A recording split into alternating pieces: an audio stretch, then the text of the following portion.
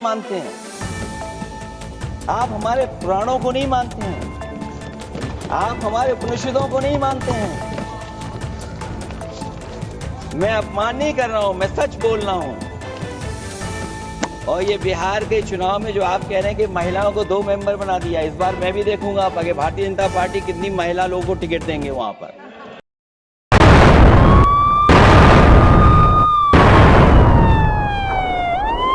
बहुत धन्यवाद। माननीय सदस्य श्री अखिलेश यादव जी।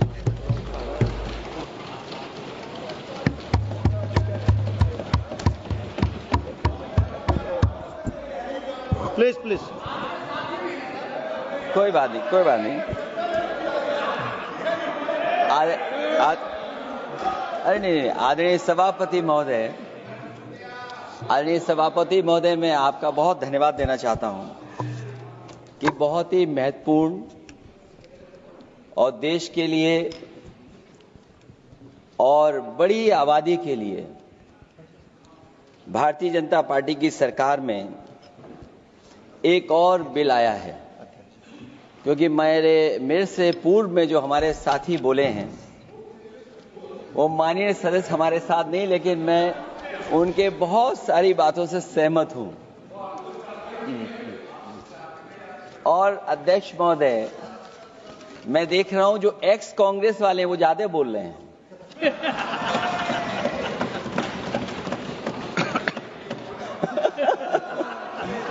आदरणीय अध्यक्ष महोदय,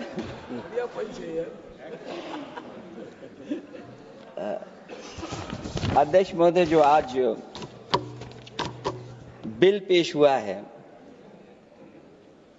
मैं हिंदी और अंग्रेजी को जो कुछ समझ सकता हूं वो यही मैं कह सकता हूं कि माननीय मंत्री जी ने ये कहा कि ये उम्मीद है। ये उम्मीद कैसे बना है, अंग्रेजी में भी मुझे समझ में नहीं आ रहा कि उम्मीद है ये, हिंदी में भी समझ में नहीं आ रहा कि ये उम्मीद है। यूनिफाइड वक्फ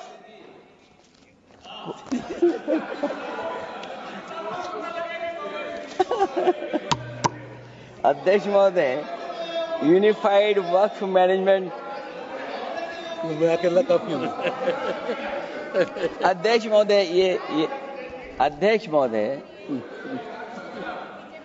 मैं समझ सकता हूं कि मैं वो बात छेड़ना नहीं चाहता था, लेकिन क्या करूं, मजबूरी है अब। अध्यक्ष महोदय, अभी माननीय सदस्य लोग ये कह रहे हैं कि हमारे सदस्य नहीं है यहां पर जो हमारे साथी हैं, लेकिन अध्यक्ष महोदय मैं ये कहना चाहता हूं, ये जो बिल लाया जा रहा है, भारतीय जनता पार्टी में एक मुकाबला चल रहा है। भारतीय जनता पार्टी के अंदर मुकाबला चल रहा है कि खराब हिंदू कौन बड़ा है। और ये बात अध्यक्ष महोदय मैं ऐसे ही नहीं कह रहा हूं। जो पार्टी ये कहती हो कि दुनिया की सबसे बड़ी पार्टी है, अध्यक्ष महोदय वो अपना राष्ट्रीय अध्यक्ष नहीं चुन पाए अभी तक। अध्यक्ष महोदय, भारतीय जनता पार्टी क्या है?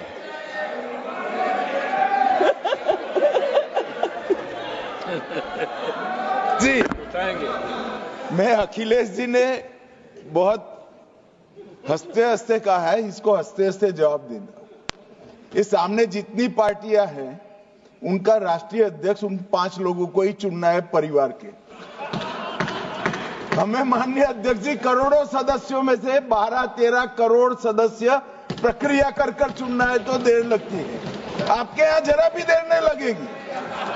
मैं कह देता हूं अभी 25 साल तक आप अध्यक्ष हो जाओ, नहीं बदल सकता। अध्यक्ष महोदय, क्योंकि जो बात निकल के आई है वो मैं फिर आगे बढ़ा दूं। अध्यक्ष महोदय, जो बात सोशल मीडिया या और जगह गुपचुप हो रही है, कहीं ऐसा तो नहीं था कि अभी कुछ दिन पहले यात्रा जो हुई है वो कहीं 75 वर्ष की एक्सटेंशन वाली यात्रा तो नहीं थी। अध्यक्ष महोदय, ये जो इस बार जो वक्फ बोल आया है, नाकामी का पर्दा इस बार है वक्फ बिल। और नाकामी कोई एक आध नहीं है, मैं कई नाकामियां बता सकता हूं। अभी मैं माननीय सदस्यों को सुन रहा था, वो पुराने कई बिल उनके बारे में चर्चा कर रहे थे कि कितने प्रोग्रेसिव बिल लेकर के आए हैं। मुझे याद है मैं उत्तर प्रदेश में उस समय था और मुझे लगा कि शायद इनकी वो बात ठीक होगी। एक ये बहुत तैयारी के साथ फैसला लेकर के आए थे और फैसला ये लिया था आधी रात के आज के बाद नोट नहीं चलेंगे, नोट बंद हो जाएंगे। अध्यक्ष महोदय, उस नोटबंदी नाकामी के बारे में भी तो चर्चा हो जाए कि अभी भी न जाने कितनी जगह पर कितना रुपया निकला जा रहा है, कितना निकल करके आ रहा है। केवल नाकामी नोटबंदी की नहीं, नाकामी बेरोजगारी की भी है, नाकामी महंगाई की भी है, नाकामी किसान की आय दोगुनी नहीं कर पाए वो भी इनकी नाकामी है।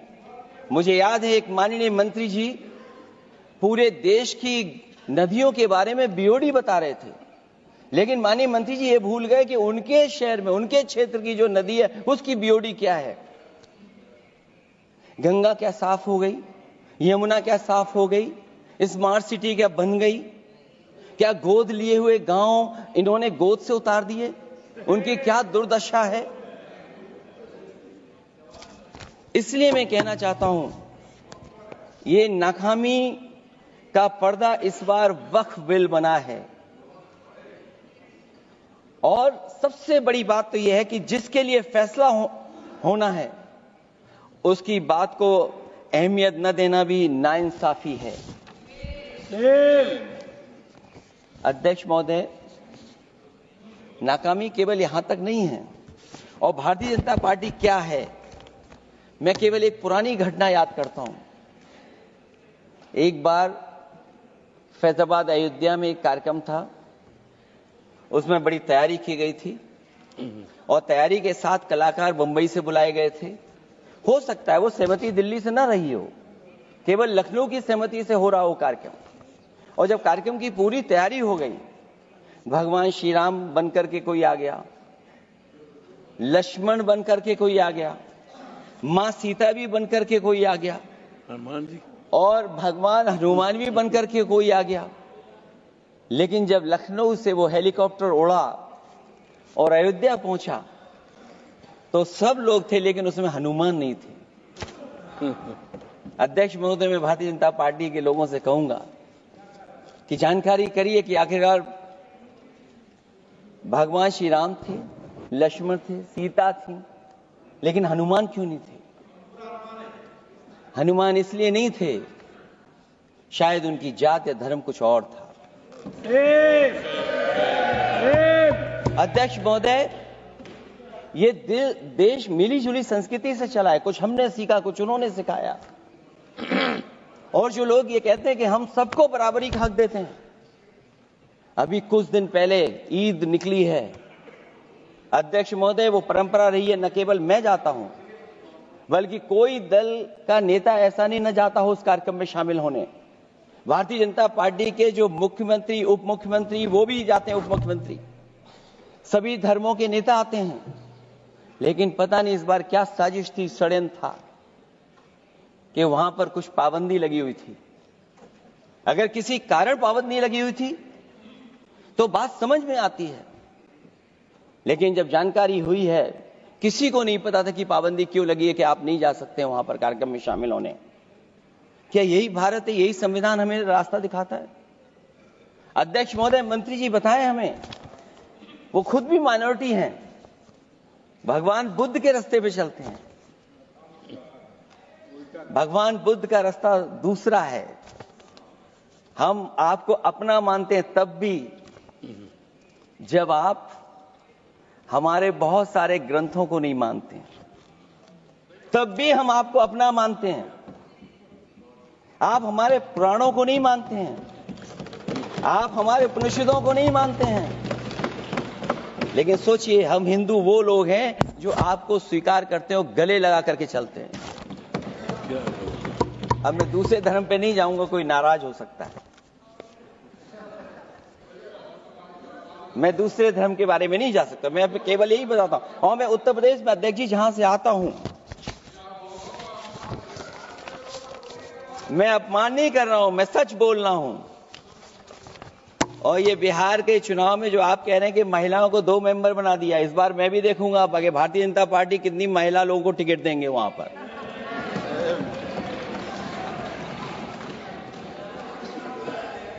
अध्यक्ष महोदय, भाजपा जब भी कोई नया बिल लाती है तो वो अपनी नाकामी छुपाती है। भाजपा वाले मुसलमान भाइयों की वक्फ की जमीन चिन्हित करने की बात कर रहे हैं, जिससे महाकुंभ में जो हिंदू मारे गए हैं या खो गए हैं उनको चिन्हित करने की बात पर पर्दा पड़ जाए। अध्यक्ष महोदय, मुझे खुशी इस बात की कि हमारा धर्म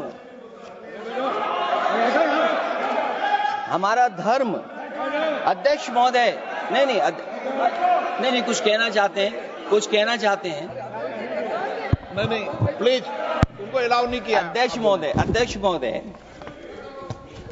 कुंभ में आस्था सबकी है, कोई ऐसा नहीं जिसकी आस्था ना हो। और कुंभ कोई पहली बार नहीं हो रहा था। ये भारतीय जनता पार्टी के लोगों ने ऐसा प्रचार किया कि 144 वर्षों के बाद पहली बार महाकुंभ होने जा रहा है और लोग निकल पड़े। सरकार ने कहा कि हमारी तैयारी 100 करोड़ की है। आप कहते टेक्नोलॉजी का हम इस्तेमाल करेंगे, जमीनों को हम मैपिंग कर करके डेटा एंड रिकॉर्ड ठीक करेंगे। अध्यक्ष महोदय, ये बताएं कि वो 30 लोग कौन थे, उनके नाम क्या थे जिनकी जान चली गई, न केवल जान जाने वालों की, बल्कि अध्यक्ष महोदय ये सरकार बताए कि जो लगभग 1000 हिंदू खो गए हैं, जो अभी तक नहीं मिले, जो अभी तक नहीं खोज पाए हैं, वो 1000 हिंदू की सूची कहां है? और फिर धर्म कारोबार की बात है, जो ये लोग गोली। अध्यक्ष महोदय, मैं कार सेवक वाली बात इसलिए नहीं छेड़ना चाहता हूं।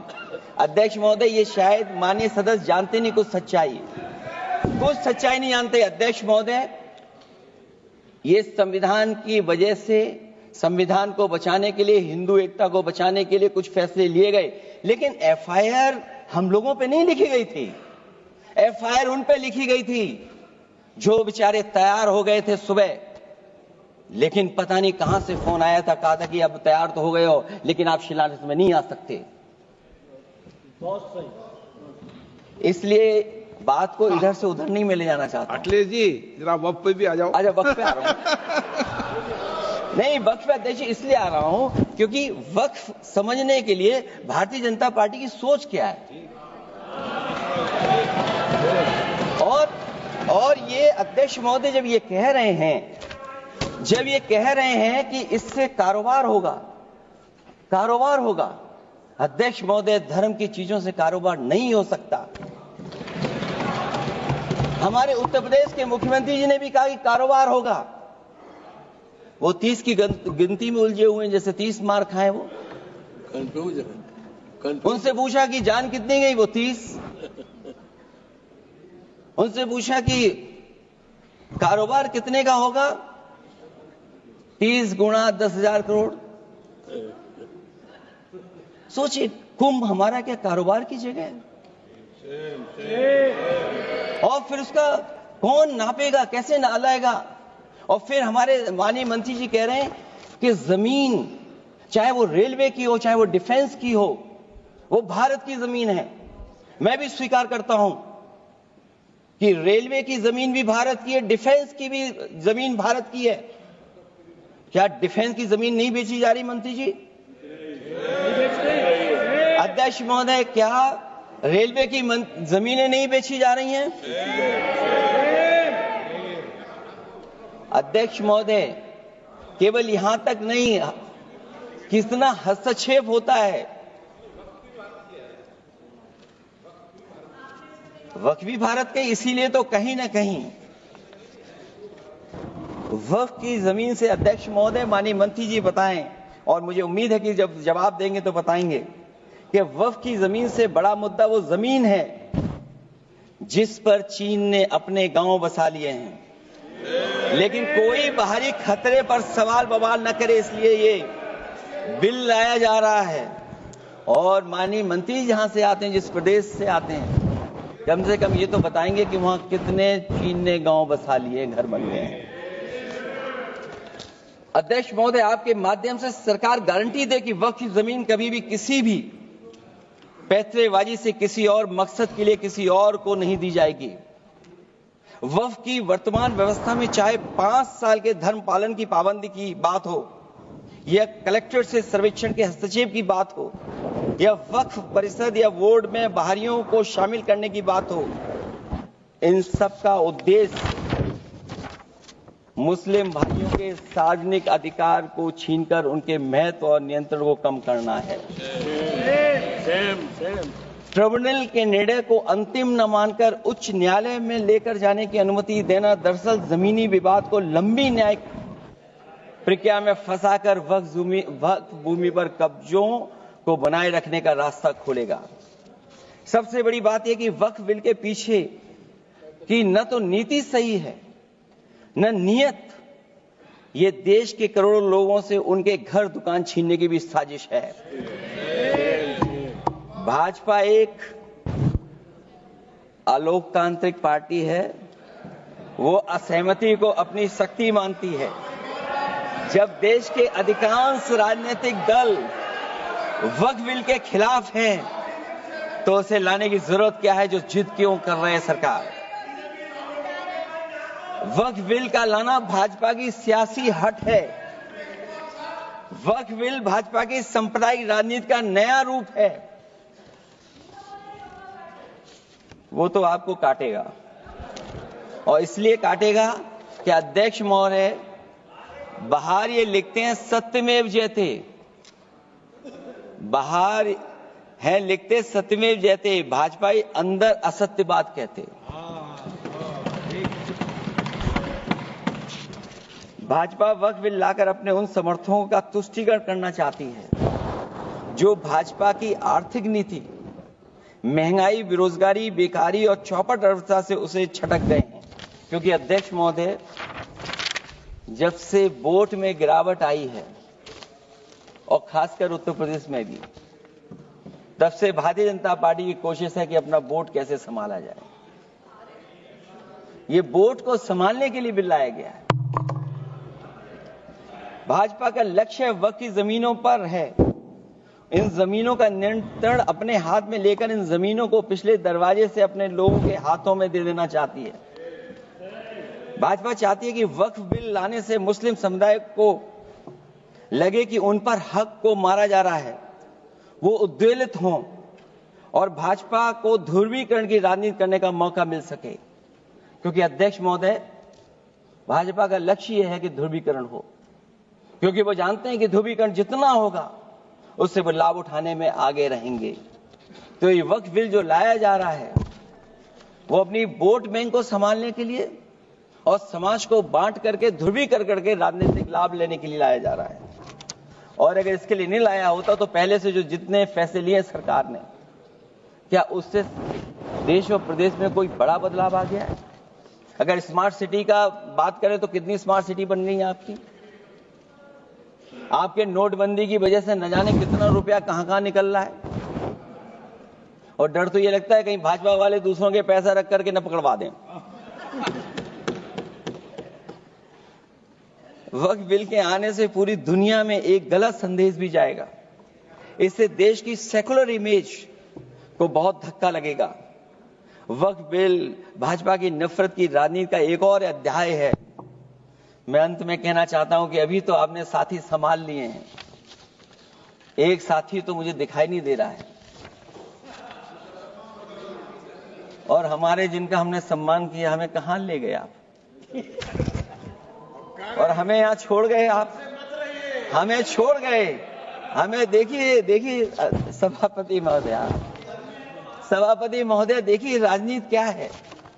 हमने आपका हाथ पकड़ा और हम यहां आ गए, और आप हमारा हाथ छुड़ा करके वहां चले गए। इसलिए देखिएगा कब हमारा इनका हाथ मिल जाए।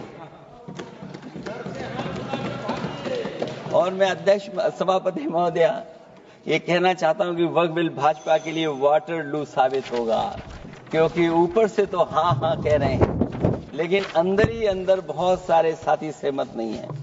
मैं अंत में इतना ही कहना चाहता हूं कि ये वक्फ बिल जो लेकर के आए हैं, कोई उम्मीद लेकर के नहीं आ रहा है। ये सोची समझी रणनीति का हिस्सा है, क्योंकि इनका जो बोर्ड बिखर गया है, ये मुस्लिम में भी बंटवारा चाहते हैं। मुस्लिम इस्लाम धर्म में कहीं बंटवारा नजर नहीं आता है, लेकिन इनकी कोशिश है कि इस बिल के माध्यम से हम मुस्लिम भाईचारा में भी बंटवारा कर दें। बंटवारा तो पीडीए करेगा। अभी देखिएगा। सभापति महोदया, हमारे एक सदस्य कह रहे थे कि चुनाव बहुत अच्छा होता है। इनसे बेहतर किसने चुनाव देखा होगा? चलिए, धन्यवाद। वोट ही नहीं डालने दिया। सभापति महोदया, मैं धन्यवाद देता हूं। मैं और अपने दल और साथियों के साथ कहता हूं कि समाजवादी पार्टी बिल का विरोध करती है। वोट पड़ेगा तो हम इसके खिलाफ वोट डालने जा रहे हैं।